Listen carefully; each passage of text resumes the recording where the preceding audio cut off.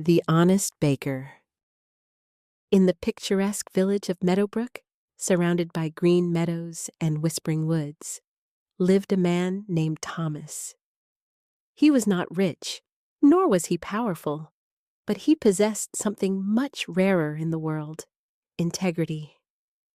Thomas was the village baker, known far and wide for his golden loaves, sweet pastries, and above all, his honesty. Each morning, Thomas rose before the sun. While the rest of the village slept peacefully in their warm beds, Thomas was already kneading dough and lighting the fire in his humble stone oven. His bakery, a small building with ivy-covered walls and a wooden sign that read, "Meadowbrook Bakes," smelled of cinnamon and warm bread. People loved Thomas, not only because he made the best bread in the region, but also because they trusted him. He never cheated, never cut corners, and never let greed guide his hands. If someone couldn't afford to pay one day, he would still hand them a loaf with a smile and say, "You can pay me when you can." One crisp autumn morning, a man arrived in the village. He was tall, with neatly combed black hair, a velvet coat, and shoes that clicked loudly against the cobblestone streets. He walked with a certain air of importance, and curiosity followed him like a shadow. He entered Thomas's bakery just as the first batch of croissants came out of the oven. "Good morning," said the man in a smooth voice. "I've heard tales of your bakery even in the city. I'm here for a special order." Thomas, wiping flour from his hands, replied kindly, "Good morning to you too, sir. What would you like?"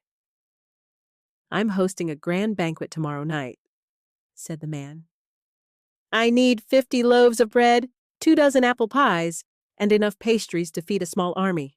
Can you handle such an order?" Thomas hesitated. It was a lot for one man to do in such a short time, but he looked at the man's confident face and nodded. "Yes, I'll do my best. When do you need it delivered?" "Tomorrow at sunrise," the man answered. "Here is the address." He handed Thomas a card with an address written in elegant script. "And your name, sir?" "Mr. Langford," he replied, "and here's your payment." To Thomas's surprise, Mr. Langford pulled out a velvet pouch filled with golden coins. "I always pay in advance," he said, placing the pouch on the counter. "I believe in trust." Thomas smiled and accepted the coins. "Then I shall deliver your order at sunrise, Mr. Langford." That night, Thomas worked harder than he ever had before.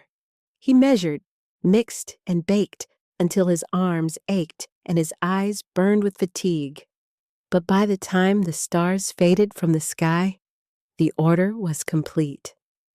Everything was packed neatly in wooden crates, ready for delivery. As the sun began to rise, Thomas borrowed a cart and carefully loaded the crates.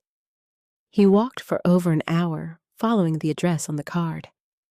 Eventually, he reached the hill just beyond the village, where an old mansion stood surrounded by mist and silence. But something felt strange. He knocked on the large wooden door. No answer. He knocked again, louder. Still nothing.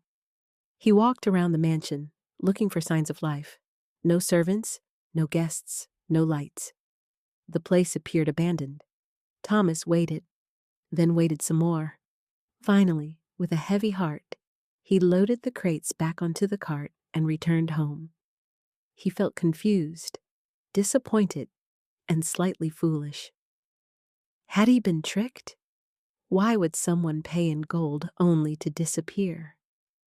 Despite the whispers that spread through the village, Thomas didn't complain. He gave away the pastries to the children, the loaves to the elderly, and the pies to the families in need. His loss became the village's gain. Days passed, then a week, then 2. One evening, just before closing, the bell above the bakery door rang again. Thomas looked up and was startled to see Mr. Langford standing there, this time without his velvet coat, looking weary and dusty. "Mr. Langford," Thomas said, setting down a tray. "You disappeared." Mr. Langford looked genuinely apologetic. "I did. An emergency called me away. My brother fell terribly ill, and I had to travel overnight. I had no time to inform you." Thomas nodded, still unsure what to believe. "But I heard what you did," continued Mr. Langford. "You fulfilled the order. You delivered it. You didn't sell it to others or keep it for yourself. That level of integrity is rare. I spoke to the villagers. They speak of you with admiration." Thomas shrugged humbly. "I did what I believed was right." Mr. Langford smiled. "I work for the royal court. That banquet was meant for nobles and foreign diplomats. Because of your honesty, I'd like to offer you something greater than gold."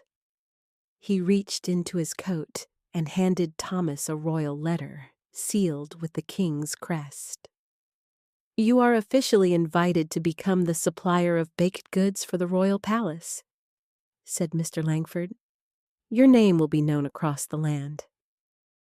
Thomas stood in stunned silence. The bakery that once fed a quiet village would now provide for royalty. The news spread quickly. Crowds gathered outside Meadowbrook Bakes, cheering for their local hero. People came from nearby towns to taste the bread made by the honest baker. But Thomas remained the same. He still rose before the sun. He still gave free bread to those who couldn't pay. And every loaf he baked carried not just the taste of cinnamon and flour, but the flavor of honesty. Moral of the story: integrity may not bring instant rewards, but in the end, it leads to greater opportunities and the respect of all.